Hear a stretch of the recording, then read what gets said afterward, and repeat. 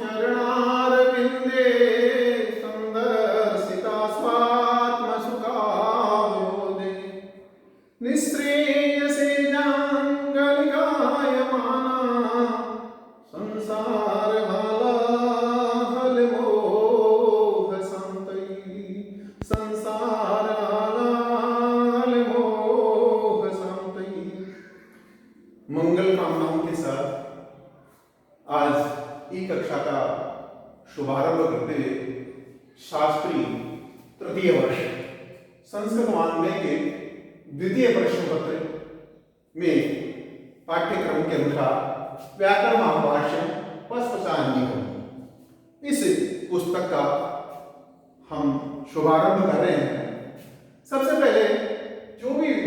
पाठ्यक्रम में निहित पाठ्य पुस्तक है उसका शुभारंभ करते हुए सामान्य रूप से ये परिचय की स्थिति से कवि का जो परिचय है वो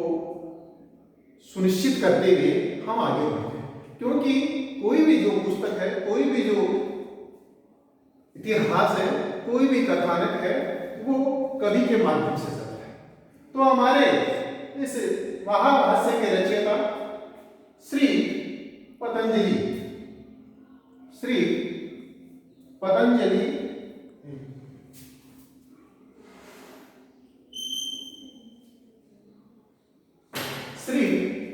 पतंजलि मुनि के द्वारा रचित इस महाभाष्य की प्रणीति को समझने के लिए हम आगे बढ़े, उससे पहले सामान्य रूप से कवि का परिचय मैं आपके सामने प्रस्तुत करते हुए बताना चाहूंगा कि महर्षि पतंजलि का जो जन्म है वो अष्टाध्यायी के बहुत सारे व्याख्याकारों के आधार पर महर्षि पाणिनि और कात्यायन के वार्तिकों को अध्ययन और उनके साक्ष्यों को आधार मान करके इनका जन्म का जो समय है वो 150 ईस्वी पूर्व सुनिश्चित किया गया है। कहते हैं कि अष्टाध्यायी के व्याख्याकार और कात्यायन के बाद में इनका महत्वपूर्ण स्थान है। बहुत उचित स्थान प्रदान करते हुए पाणिनीय संप्रदाय के अंदर ये बताया गया है कि मुनिनाम उत्तरोत्तर प्रामाण्यम, मुनियों के लिए उत्तरोत्तर प्रामाणिकता की जो स्थिति है वो इन साक्ष्यों को आधार मान करके बताया गया है कि आपका जो जन्म है वो 150 ईस्वी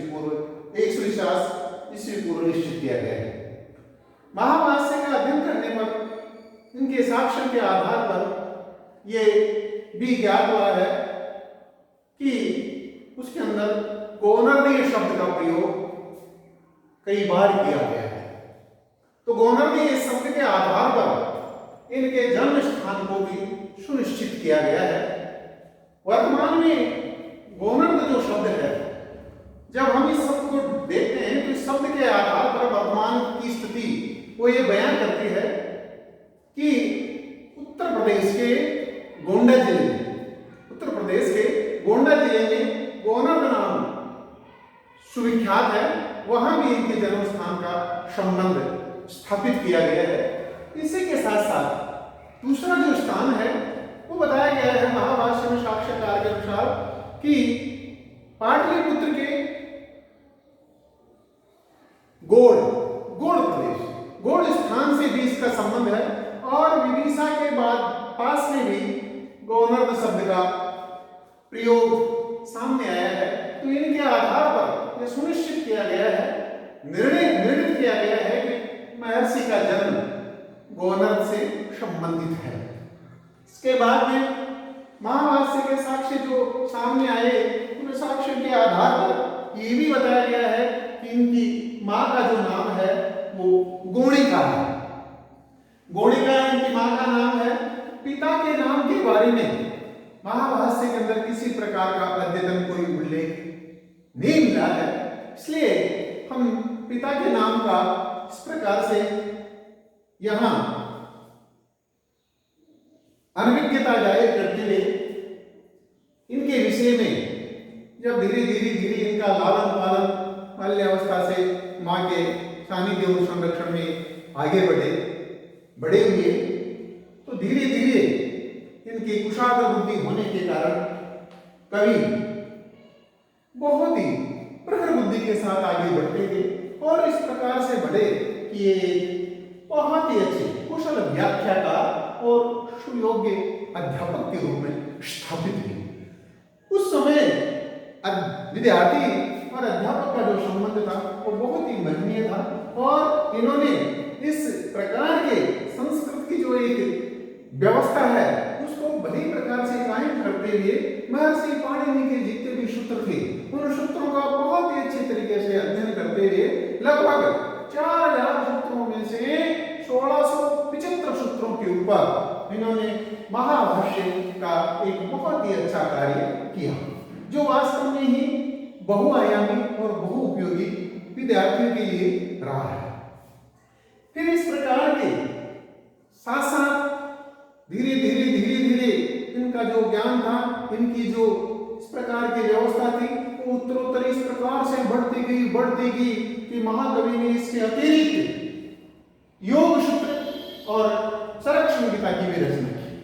योग सूत्र अपने आप में विशाल है। योग सूत्र को हम बहुआयामी सूत्र के रूप में निबद्ध करते हैं। इस प्रकार से हम अगर पढ़ेंगे तो इसकी व्यवस्था भी इन्होंने बहुत ही सरल और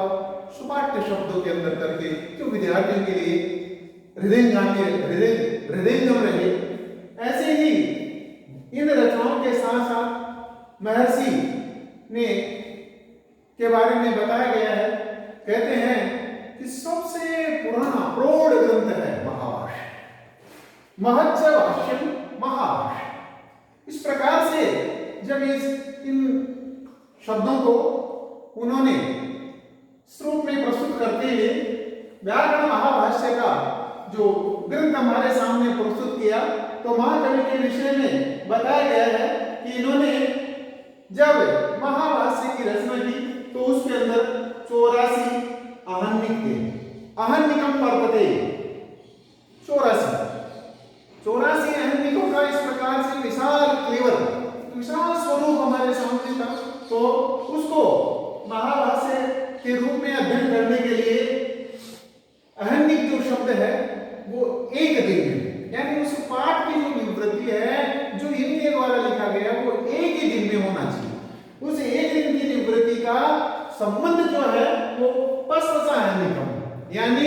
प्रथम पस्पसा है। प्रथम पाद के अंदर ये प्रथम पस्पसा है। तो पस्पसा का मतलब है वह जो प्रस्तावना है वो इस प्रकार से प्रस्तुत की जाए और उसका जो अध्ययन है वो एक ही दिन में एक ही बार में सुपाठ्य तरीके से किया जाए। इस प्रकार से उन्होंने इन 84 आहनिकों को हमारे इस महाभाष्य के ग्रंथ में समाहित करके और हमें प्रथम जो पस्पसा आहनिकम है शास्त्री तृतीय वर्ष के इस पाठ्यक्रम में समाविष्ट करते हुए छात्रों को बहुआयामी सुव्यवस्थित और व्याकरण के प्रति शब्दों का जो एक महनीय अनुशासन है उसको बनाते हुए ये ऐसी प्रस्तुति दी गई है जिससे शब्दों का अनुशासन बहुत ही अच्छी तरीके से बन रहे, क्योंकि व्याकरण व्याकरण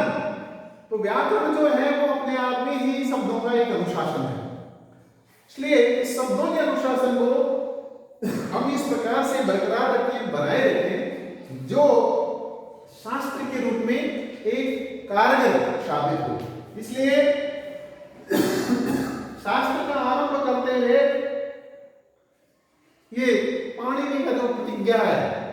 पाणिनि प्रतिज्ञा भाष्य में भी इसका उल्लेख किया गया है। तो सबसे पहले सामान्य रूप से हम कवि का जो परिचय है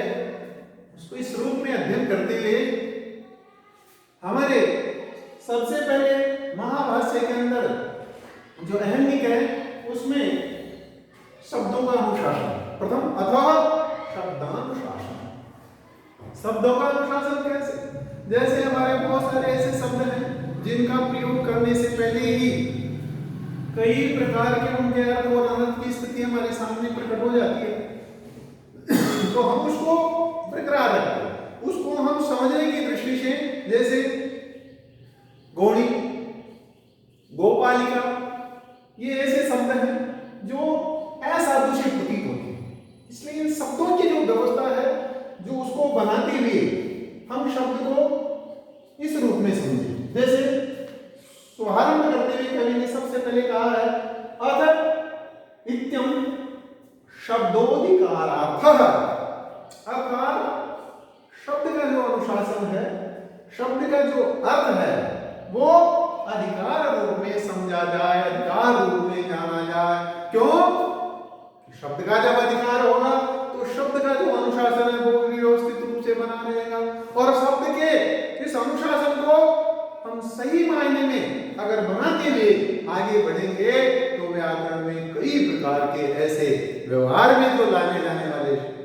शब्द हैं, व्यवहार में जो प्रतीति कराते हैं, उनका कई तरीके से हम अनर्थ को होने से रोक सकते हैं। इसलिए उनका जो प्रयोग है वो अर्थ की दृष्टि से किया जाना चाहिए। क्यों कि शब्दानुशासन, शब्द का जो अनुशासन है, उस शब्द के अनुशासन के नाम को हम शास्त्रम अधिकृतम वेदितव्यम, शास्त्र के रूप में हमें अधिकृत रूप से जानना चाहिए। दूसरे शब्दों में आप देखें, क्योंकि शास्त्र जो है, जहां शास्त्र शब्द का प्रयोग आता है तो निश्चित रूप से शब्द का अनुशासन शास्त्र निश्चित रूप से जाता है। क्यों कि शास्त्र की परिणति के लिए हम जब व्याकरण के विभिन्न प्रकार के जो सूत्र हैं और उन सूत्रों को एक कड़ी में बांध करके, सूत्र निबद्ध करके हम जब अध्ययन की तरफ बढ़ते हैं तो उस सूत्र को शब्दों के अनुशासन में व्याख्या करते हुए, उसकी वृत्ति को समाविष्ट करते हुए एक कड़ी में बांध करके रखना बहुत जरूरी होता है। क्योंकि हम हमारे शब्दों का प्रयोग सब अनुशासन में नहीं करेंगे तो शब्दों का जो क्रम है वो सारा बिगड़ जाएगा, और शब्द का क्रम बिगड़ गया तो कई प्रकार से अर्थ और अनर्थ की स्थितियां पैदा हो जाती है। इसलिए उससे बचने के लिए हमारे महाभाष्यकार ने विभिन्न प्रकार के ऐसे शब्दों का जो निरूप हमारे सामने इस काव्य के माध्यम से, महाभाष्य के माध्यम से हमें एक तरीके से सावचेत किया है, सजग किया है कि हम व्याकरण को ध्यान में रखते, व्याकरण की विशेष व्यवस्था को हृदयंगम करते हुए शब्द शास्त्र को पढ़े, शब्दों के अनुशासन को समझे, और शब्द अनुशासन की जो गरिमामय व्यवस्था है उसको बनाते हुए ही हम एक जो जिसे आधुनिक भाषा में चैप्टर कहते हैं, एक वाक्य की व्यवस्था होती है, तो हम उसको पढ़ करके इस प्रकार से अपने विचारों को अनुशासन में बांध करके शब्दों की गरिमामय व्यवस्था को अपनाते हुए हम उनका प्रयोग करें। और जब इस प्रकार से प्रयोग करते हुए आगे बढ़ेंगे तो हमारा शब्दानुशासन है वो सुव्यवस्थित रहेगा। इसलिए महर्षि पतंजलि के द्वारा विरचित आज के इस ई पाठ्य ई कक्षा के अंदर व्याकरण का जो महाभाष्य है उसका प्रथम शुभारंभ करते हुए हम शब्दानुशासन और शब्द व्यवस्था की जो प्रतिज्ञा है उसको स्वीकार करते हुए आगे बढ़ेंगे। आज के लिए कवि का परिचय देते हुए धन्यवाद।